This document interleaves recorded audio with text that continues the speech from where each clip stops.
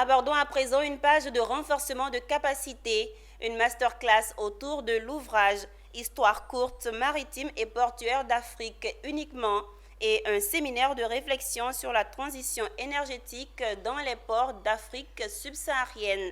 Voici comment a été meublée la journée des étudiants de l'ARSTM, Académie régionale des sciences et techniques de la mer.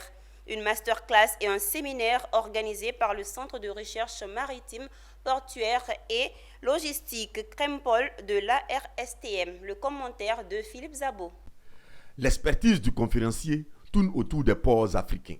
Son second ouvrage intitulé « Histoire courte maritime et portuaire d'Afrique uniquement » est un condensé des données passées et actualisées des ports africains.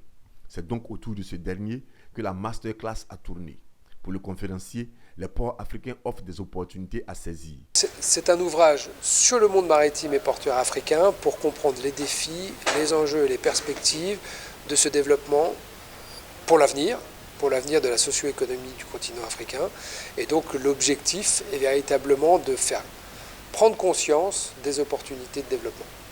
Donc on est dans une phase de transition où il ne faut surtout pas considérer la transition comme une sanction. Donc la transition énergétique, c'est une réalité, voulue notamment à l'échelle internationale, parce qu'on n'a qu'une planète. Et donc pour des pays en développement et en émergence comme la Côte d'Ivoire, il va falloir conjuguer les potentiels de croissance.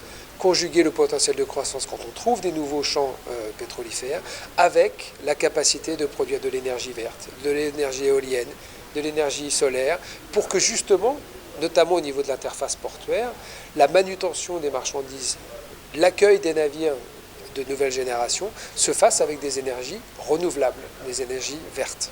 En ce qui concerne le séminaire de réflexion, il faut retenir que parce que le transport maritime représente 70 à 80% des moyens d'échange commerciaux en Afrique, l'émission des gaz à effet de serre ne fait qu'augmenter dans ces ports, passant de 3 à 20% en 3 décennies. Il faut impérativement passer au port vert malgré les difficultés.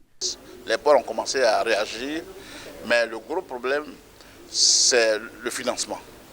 Parce que la transition énergétique a un coût très élevé. Pour les ports, ça induit beaucoup d'actions, d'investissements en matière d'infrastructure, en matière d'organisation et en matière d'équipement.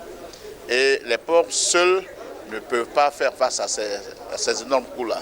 Donc, ce séminaire a permis de mettre en lumière ces difficultés, les défis qui se présentent au port et la nécessité d'impliquer les acteurs privés pour renforcer les moyens à mobiliser. Et surtout, il faut que derrière tout ça, il y ait une volonté politique d'appuyer les ports. Le séminaire sur la transition écologique des ports africains est le 3e en 2 ans. Pour le Crempol et l'Académie des mers, c'est un sujet d'actualité. C'est un sujet qui est d'actualité.